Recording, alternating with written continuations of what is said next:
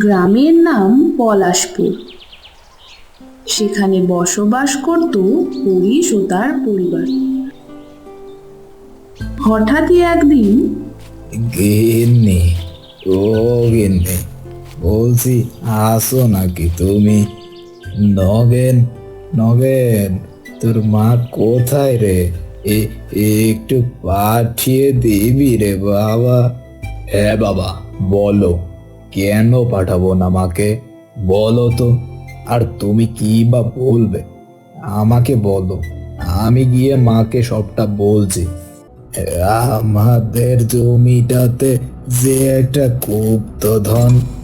এই বলতে বলতে তার মেজ ছেলে খগেন চলে এলো।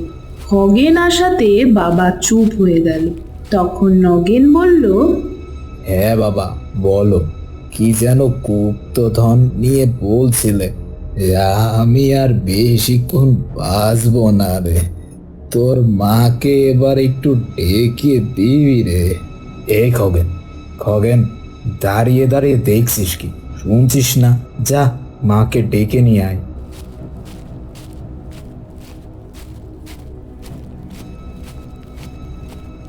মা, ও মা, বলছি তুমি এই বয়স এত কাজ কেন করো বলো তো?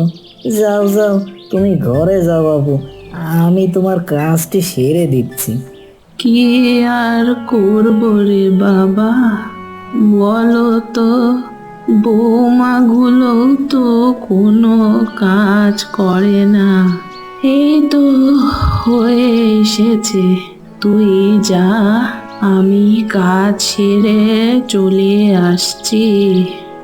না না, তুমি যাও তো বাবু, যাও ঘরে যাও, আমি বরং তোমার কাজটি সেরে দিচ্ছি। যাও তো, আর কথা বাড়িও না। বাড়িতে তুই একটু আমাকে খেয়াল রাখিস, তাছাড়া কেউই খোঁজ নেয় না রে বাবা। হয়েছে হয়েছে, এবার তুমি যাও। এই বলতে বলতে খগেন চলে এলো আর বলল, মা, ও মা, বাবা তোমাকে ডাকছে গো। কেন রে, তোর বাবা এই সময়ে ডাকবে কেন রে?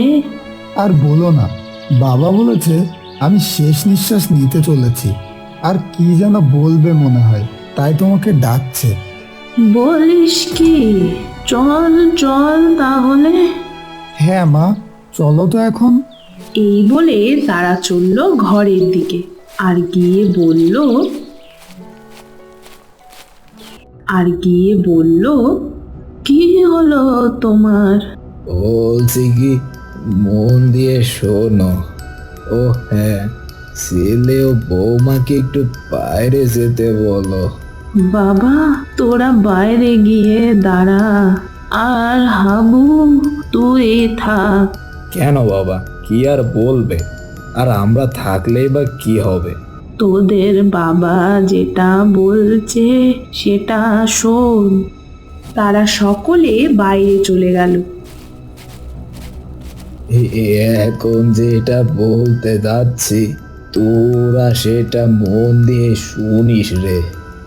আমাদের ওই জমিটাতে কিছু গুপ্তধন রয়েছে, মনে রাখবি। বেশি লোভ করলে কিন্তু সব হারাবি। 2টি বাক্সের মধ্যে যে কোনো একটি নিয়ে আসবি, নয়তো পস্তাতে হবে পড়ে গিয়ে। ঠিক আছে বাবা, আমি কি লোভ করেছি কখনো বলো তো? আমি তো আজ অব্দি কারোর কোনো খারাপও চাইনি। আমি লোভ করব না, তুমি চিন্তা করো না।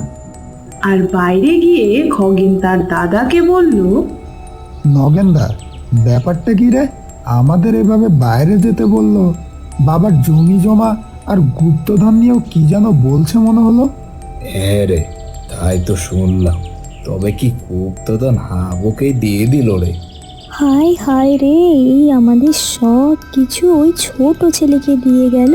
তবে এখন কি হবে আমাদের? চিন্তা করিস না, দেখছি ব্যাপারটা আমি। ওই বেটা হাবুর থেকেই বের করতে হবে আসল রহস্য। হ্যাঁ গো দিদি, সেটাই করতে হবে। আমি চললাম রে। আর হ্যাঁ, মনে রাখিস কিন্তু, লোভ করবি না।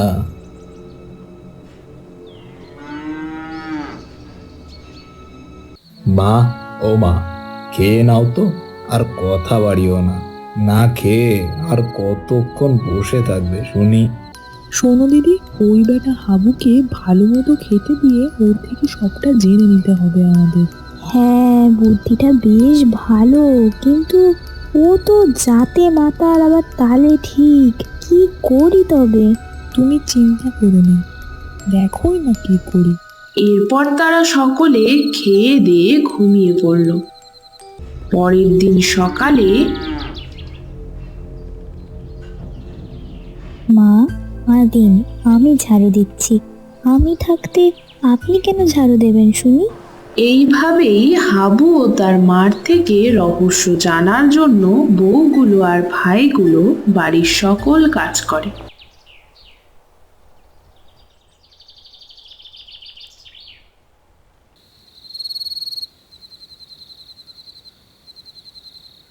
হঠাৎই একদিন হাবু চলল মাঠের দিকে। এই দেখে নগেন ও খগেন বলতে লাগলো, দাদা, এই দাদা, দেখ দেখ, ও বুঝি গুপ্তধনের সন্ধানে গেল রে। চল চল, নয়তো হাবুই সব লুটে নিবে রে। এই চল চল চল, দেখি কি করে ও। হ্যাঁ রে দাদা, চল।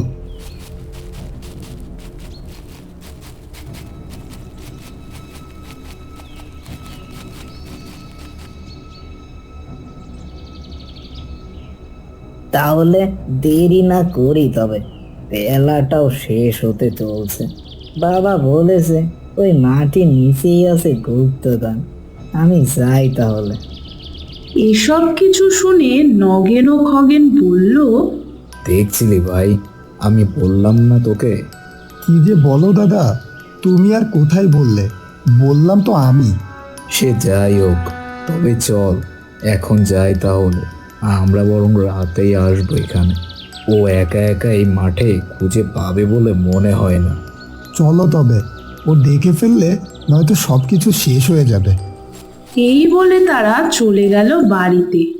আর হাবু মাঠের মাটি খুঁড়তে ব্যস্ত হয়ে পড়ল। সে মাটি খুঁড়তে খুঁড়তে ক্লান্ত হয়ে পড়ল, আর সে একটা গাছের ছায়ায় বসে কিছুক্ষণ বিশ্রাম নিল আর বলল, মা ও বাবা বলেছে সৎ হয়ে ওই কাজটি করতে, আর আমি তো আজ অবধি কারোর কোনো ক্ষতি করিনি। আমি যা পাবো তা আমার ভাইদের মধ্যে সমানভাবে ভাগ করেই দিব। নি, এবার একটু বিশ্রাম করে নেওয়া যাক। অনেক কষ্ট হয়ে গেছে, একা একা পারাও তো যায় না বাপু। এরপর সে ঘুমিয়ে পড়ল।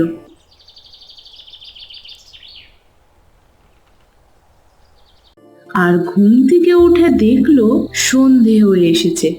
তাই দেরি না করে সে বাড়ির উদ্দেশ্যে যাওয়া শুরু করলো। আর যেতে যেতেই মনে মনে বলল, কি আর হবে এখানে? কে বা নেবে এই গুপ্তধন? কেউ তো জানেও না, আমি আর মা ছাড়া। ওদিকে নগেন ও খগেন ফোন দিয়ে আসছে রাত নামবে কখন, আর কখন গিয়ে ওই মাঠের থেকে গুপ্তধনগুলো নিয়ে আসা যায়। এই ভাবতে ভাবতে রাত নেমে এলো। তারপর তারা গেল সেই মাঠের দিকে। আর গিয়ে তারা মাটি খুঁড়তে শুরু করলো। বেশ কিছুক্ষণ খুঁড়তে লাগলো। হঠাৎই খগেন বলল, দাদা, এই দাদা, মাটির নিচে কি যেন রয়েছে মনে হচ্ছে। এই বলে মাটি সরাতে না সরাতেই দেখলো দুটি বাক্স। এই দেখে দুই ভাই মহা খুশি। তারপর তারা এই দুটি বাক্স নিয়ে বাড়ি গেল। গিন্নি, ও গিন্নি, এই দেখো কি পেয়েছি। আরে সে কি গো, এটাই কি তবে সেই গুপ্তধন? বলি কি, কোথায় পেলে গো? সে অনেক কথা, সেসব পরে হবে। আগে এটা খুলে দেখি কি আছে এর মধ্যে। হ্যাঁ হ্যাঁ, তাই করো। আমাদের যে কি খুশি লাগছে। আহা, আমাদের আর এই বাড়িতে থাকতে হবে না। আমাদের বড় বাড়ি হবে, অনেক গয়না হবে, গাড়ি হবে, নিজে খুশি লাগছে। হ্যাঁ দিদি, দেখলে তো ওই হাবু এই দুটো বাক্স নেওয়ারই ফোন দিয়ে এঁটেছিল। যাক, এখন তবে খুলে দেখা যাক। ওই গো, খোলো দেখি, দেরি যে আর সহ্য হচ্ছে না। এরপর নগেন বাক্সটি খুলল, আর সেই বাক্স থেকে একটি আলোক রশ্মি বের হয় এবং বাক্সের মধ্যে থেকে এক নারী মূর্তি প্রকট হয়। কে কে তুমি? আমি এই গুপ্তধনের রক্ষিকা। কে এই বাক্সটি আনার দুঃসাহস করেছে? কে? করলি তো তোরাও সেই একই ভুল। ভুল? কিসের ভুল? আর এই গুপ্তধন তো আমাদের, আর বাবা তো আমাদেরকে মারা যাওয়ার আগে বলেই গিয়েছে এই গুপ্তধন নেয়ার কথা। তোরাও তো সেই একই ভুল করলি রে। তোর বাবার ভাইও এই একই ভুল করেছিল। লোভ আর লোভের জন্য তার জীবন হারিয়েছে। এ কি নারী মূর্তি? আপনি এইসব কি বলছেন? কিছুই তো বুঝছি না। আপনি এমনটা করবেন না আমাদের সাথে। কে এই বাক্সটি আনার দুঃসাহস করেছে? কে? এরপর তারা সব ঘটনা নারী মূর্তিকে খুলে বলল।